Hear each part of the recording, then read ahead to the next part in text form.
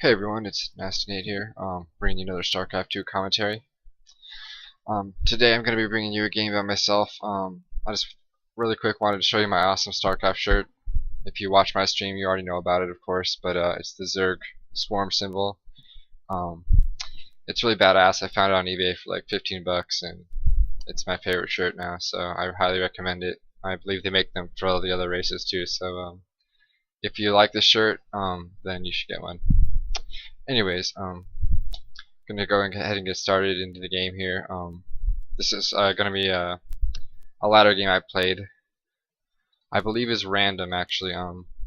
Lately I've been playing random on the ladder, um, just for fun because it's fun to play other races sometimes and just learn more about the build orders and what you can do with the races. I think the game just gets kind of stagnant when you play the same race all the time, and you kind of have the same build or same types of play styles that you utilize in each game, and it just kind of gets a little stagnant. So I decided I'm going to play random on the ladder for a little bit, and I think as a result of me playing random, I actually got demoted to Diamond League, so I'm actually not in Master League anymore for the first time in a while. But I'm sure if I started playing Zerg seriously again, then I would be fine and I would get back in Master League. So just don't worry, guys. If you see me if you see my profile, I'm not that bad. I've just been playing random. I'm not very good with Terran, especially. I'm not too bad with Protoss. Sometimes I screw up, but really bad with Terran. My Protoss could also use some practice. But anyways, we're on Shadow Temple here. I just wanted to show you guys a game of my basically the new way that I play Zerg versus Protoss. I think is a better way than I used to. I used to just go Roach Hydra all the time and Corruptors for Colossus and then into Broodlords. But I wanted to go with this other build that I've been seeing people use a lot pro matches and stuff, and I think it's a lot more effective harassing the Protoss, delaying their push, and just in general just better all around. Also staying on 2 base for longer than I usually do. Normally I take a really greedy third in Zerg vs Protoss because of this this pro block. But during this game I actually took a fast expansion because I was playing random and I realized that the Protoss player before he scouted me, he's not gonna just automatically go for Jeffy against a random player. I mean, that would be foolish to do it in a Protoss vs Protoss match. So he's not gonna do that. So I figured if I got down here early enough, I could get that hatch up, and so I did. So got a good start here because I have a 15 hatch and then a full. So I don't need to take gas. Of course, against Protoss, you do not need to get early gas. It's really good, helpful for 4-gate or 3-gate blink or 3-gate robo aggression off one base, but I'm not expecting that, and I can usually defend that with spine crawlers, queens, and slowlings for a while until I get speed later on. And usually you either want to take both these gas at once you're on like 30, 35 drones, or take all 4 of them at once you're on like over 40 drones, instead of just getting one gas in a Zerg versus Protoss. I've seen that he doesn't have this expansion, so or that he hasn't forged FE'd, so I'm getting this one gas now, just in case I need to get my Zergling speed out. Because I'm a little bit worried about that since I see this what I expected, of course, but also just the possibility of 1-gate play with these buildings on the high ground. Now I come in here and actually see 2 zealots, which is rather unusual. Normally you'll see either a stalker or a sentry, especially a sentry if they're planning to expand. A stalker maybe if they're going to do more of an aggressive opener or something like that. But normally you see sentries coming out here. However, he has 3 zealots off of 1 gate, so I'm kind of wondering what's going on here. I'm going to throw a spine up, come back to my base, and wait for these zealots to get over here. Meanwhile, just joining up really hard, waiting for these zealots to get over here. It looks like our Protoss player is going for the 3-gate expo. This some kind of fake aggression perhaps. 3 zealots here. He's gonna try to run by up here into my base. I wasn't really expecting that. I didn't think about it, but I did actually end up defending it semi-okay. I believe I did lose a worker or 2 there. Yeah, it looks like I lost 2 workers. He has lost 1, apparently, maybe a scouting worker. However, in terms of minerals,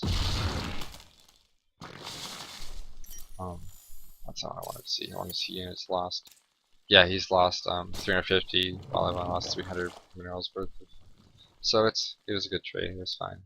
And meanwhile, he took an expansion around this. However, if I had realized that he didn't have any sentries except for this 1, I would have easily just gone straight into Zergling aggression on this base. I think if I had especially if I had my my gas out sooner, I mean my speed out sooner, then I could just run right in here and break this base down. Okay. Anyways, so he's going with the forge finally.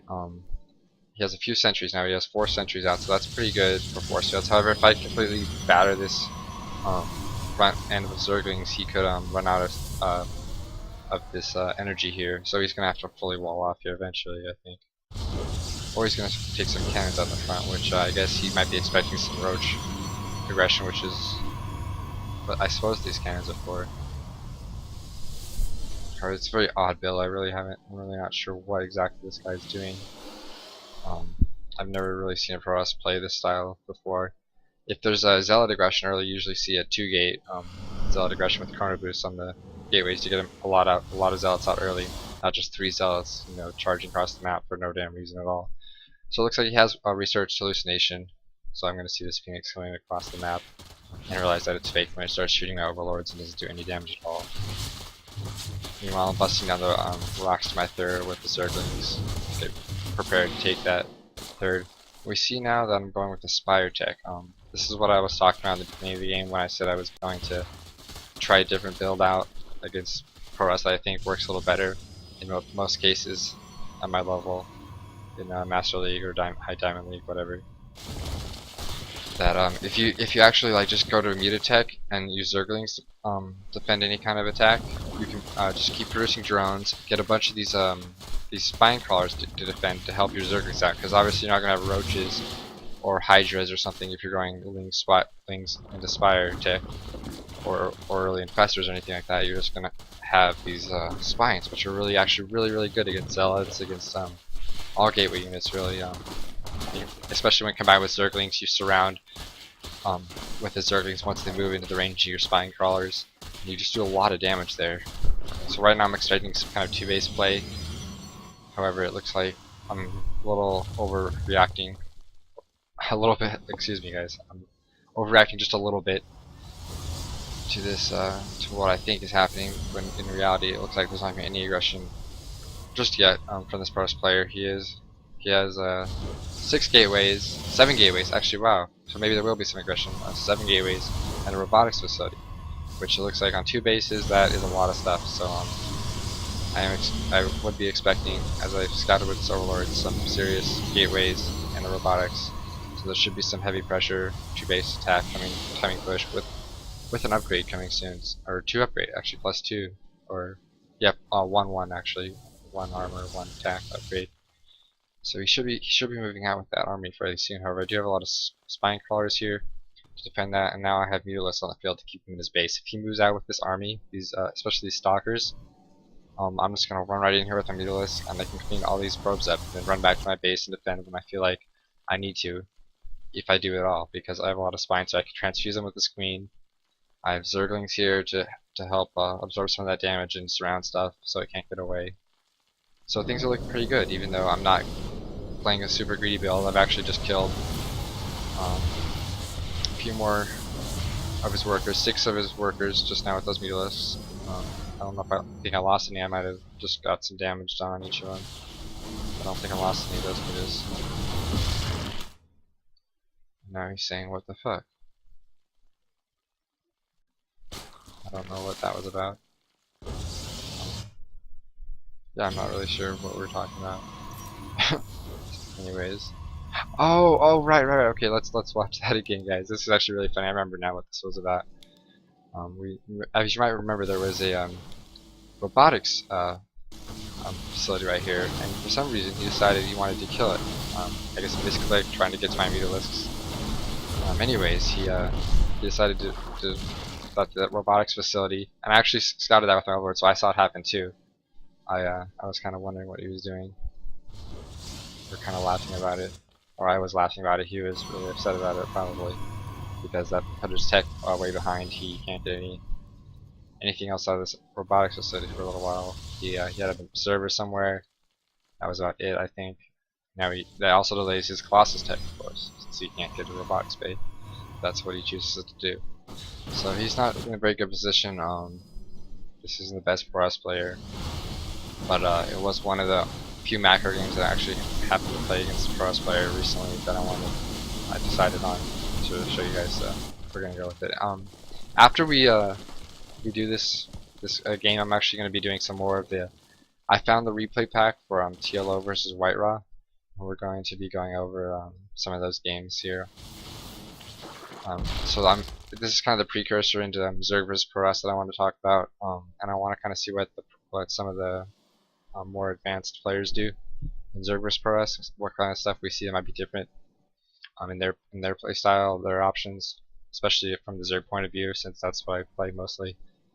And I really like to learn more about this matchup because this is one of my favorite matchups. I think it's a lot of fun to kind of think about. Because there's a lot of weird situations in Zerg vs Pro Rest where it seems like one player just gets crazy far ahead and like just runs over the other player, and it's really sometimes I feel like it's really unclear like how that happened exactly, because like oftentimes you'll see like a Zerg player just like drone up really hard and just have an unlimited army that just like charge right into the Pro Rest base. Like I was watching the Shoutcraft games between I don't remember who the players were, but it was Total Biscuits Invitational today, the European Invitational, and there was a Zerg vs Pro Rest on there, and I just saw like this Zerg will just like just completely dominate this Pro Rest player just because he got so far ahead in the economy. And I wanted to talk about that because oftentimes it's also the reverse situation where the Pro Rest just builds up a huge army, Colossus Deathball, what have you, Gateway, or Mass Gateway, just like 2 base pressure and just like stomps the Zerg player and you don't know what happened. Which happens to me a lot, actually. I have a lot of hard times with 2 base pressure from Protoss because historically I've been pretty greedy about taking a third and joining up, not building any units right away. But I believe this style that I'm running with right now, it works a little better because of mostly because of these spines. I hate to say that, oh, it's because you can make spine crawlers and that's the easy way to win against any kind of 2 base pressure, but it's not, because there can be void raids, there can be DTs, there can be like 2 base Colossus, which this would be pretty much useless against, because the Colossus will range all this stuff. But I think it's just a better way because a lot of Protoss seem to open with a lot of gateways on the 2 base once they get on their 2 bases, and they all have a robotics facility, but they won't necessarily have robotics bay usually that early. They like to have get a lot of sentries out and then just work on their upgrades and get their supply up, get their huge gateway army before they start taking into other stuff in most cases. So this works really well against that. So now I'm on 4 bases. It looks like he's switching to Storm, which is actually really good against Zergling Muta, because Storms just do absurd amounts of damage. However, I am getting Infestors out now, so those will maybe counteract the Templars. It depends on the positioning of the army, of course. If he feedbacks all these Infestors, then I'm going to be screwed. However, I'm ahead on supply. The workers count a little bit ahead too. It's not the ideal number of workers. I always have problems with that. I don't ever quite build enough workers, I think. Times I do, I build too many workers, so we can see not the best saturation. I need to start transferring some of these workers to my 4th here. However, he is still pretty far behind me. I feel like I did a lot of damage here, and the workers killed tab. Wow, I've killed 30 of his workers now. He's killed 2 of mine. So yeah, I'm way ahead. because of that, all this aggression, the Lings running in here, killing a bunch of workers. Again, Muta's harassing constantly. I have a Muta harass going on down here, while my Lings attack the top, which is pretty smart. However, these cannons are going to push me out here. I probably could have stuck around actually. Use those Mutas to kill these probes or maybe a gateway or something. However, it doesn't even matter at this point. I probably got Hive Tech now, or it's on the way. Yeah, I'm getting Broodlord, Greater Spire out, so I'll have Broodlord soon. Infestors, I'll probably want to get rid of these Mutas. Invest in more, invest my gas or supply count in more Infestors or whatever. So anything, Mutas aren't that great in the late game. You want to have more cost-effective units like, or just to support your Broodlords and stuff. Like Infestors, Roaches are good, Hydras are good. Just anything to support your Broodlords and keep them alive. And if he tries to push out and snipe the Broodlords, you want to be able to just destroy his entire army if he chooses to take that risk. So as you can see here, it looks like I'm just going to push in here with a bunch of infested Terrans. Just poop them out all over his natural expansion. That's a lot. I had all these infestors were out for a while, so they all have full energy. He's gonna have to waste some storms there and lose some sentries even. Wow, just some like free units for me basically. They didn't really cost me anything except some energy, which I can replenish. But I don't even think I'm gonna wait at this point. There's no point in waiting when you're this far ahead. Which, I mean, supply-wise, I am a little bit ahead, not a huge amount. However, I think tech-wise and base-wise, I'm just like too far ahead of this guy. He's got a lot of workers now, more than me. He has a better amount of workers. However, he's only on. This base is almost mined out. This base is mined out pretty much. This base is almost mined out, and this third base is a little oversaturated. Actually, a lot oversaturated. So he's having some trouble here with his play. However, his army is pretty small as well, and he's getting his upgrades. He's actually got 3 attack. Working on his +2 shield, armor. Meanwhile, I have, let's see what upgrades I have. 2-1, not the highest upgrades. However, I do have a much greater army than him. I think these Broodlords are just going to dominate everything on the ground, except for Blink Stalkers, which he has 5 Stalkers. Wow. So these High Templar could do some damage to Broodlords, I suppose, with some storms, but they do have a lot of hit points, so you'd have to morph to Archons as well to do some damage to air. But Archons actually I don't think are very good against Broodlords because they'll get trapped by the Broodlings and they can't get close enough. Blink Stalkers are really the only ground answer. I feel like the best ground answer that Protoss has for Broodlords. And also their air units aren't that great against Zerg air units, like Corruptors especially, which you'll have plenty of if you're morphing Broodlords and you can't morph all of them. You'll have a few Corruptors to go with too. And those pretty much dominate all the Protoss air units.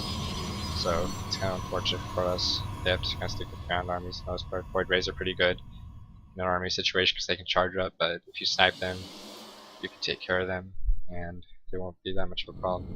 Now we see this is going to be the part where I guess the game ends. Oh, I don't have my my overlay in the right spot, so I guess you guys can see the game timer this whole time. But I'll fix that for my next YouTube upload. It's also being live streamed, so if you're watching this live stream, I'm going to be doing a few more matches like this where I'm just commentating replays, because these are going to be for my YouTube channel. And we see here, he did actually kill a lot of my Broodlords, surprisingly, and a lot of my army, but I guess I didn't have the best positioning. I had some trouble with my Infestors, I believe. They weren't doing what I was telling them to do. I was trying to queue up some infested Terrans, and they were just, I was misclicking or something, and it didn't work out so well. But it doesn't matter because I already have more units coming. Actually, this army is cleaned up on its own, so it won't even matter. That'll be the end of the game. And no GG, so BM, I guess, whatever you want to call it. I don't care. A lot of players don't GG. It doesn't mean anything to me. I mean, it's not like I don't really care about manners at all because I BM. Sometimes I understand it's frustrating. Anyways, random tangent there, but yeah, thanks for watching. I'll bring you TL over White Wall pretty soon, and I'll get those up on YouTube. Thanks for watching.